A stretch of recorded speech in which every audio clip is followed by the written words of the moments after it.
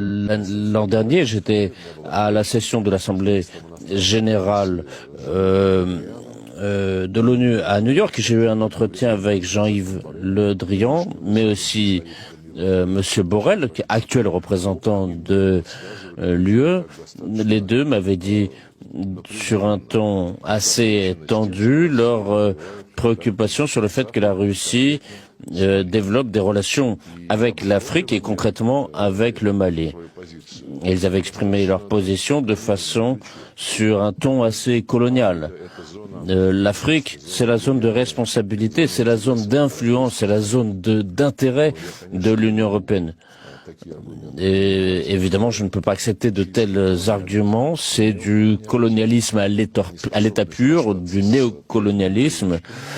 Ce sont ces vieilles habitudes qui ont mené l'Afrique à l'état pénible dans lequel elle était à cette époque-là. Et ces échos du colonialisme passé se font entendre aussi sous la forme des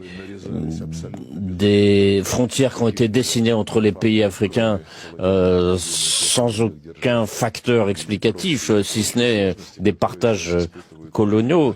Et ce sont des problèmes que ressentent nos amis africains actuels. Donc j'ai rejeté ces réclamations, j'ai rappelé notre partenariat avec l'Union européenne et j'ai dit que eux-mêmes, quand ils parlent par exemple de territoires qui sont autour de la Russie, c'est à eux.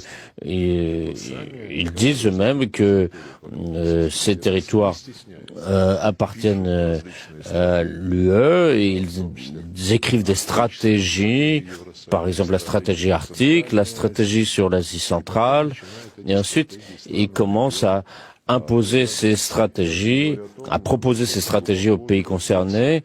Je ne sais pas à quel point les pays de l'Union européenne ont pratiqué l'ingérence en Ukraine durant toutes ces années.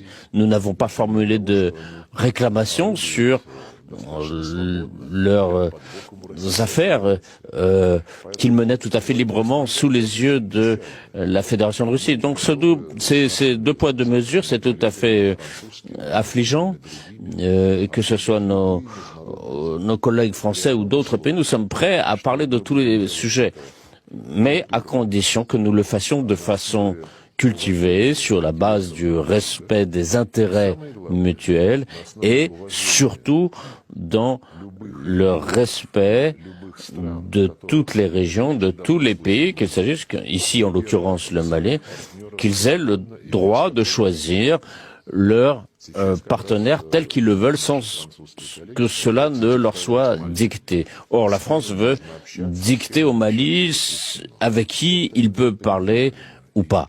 C'est inadmissible et cela n'embellit pas la République française et cela n'embellit pas les manières françaises.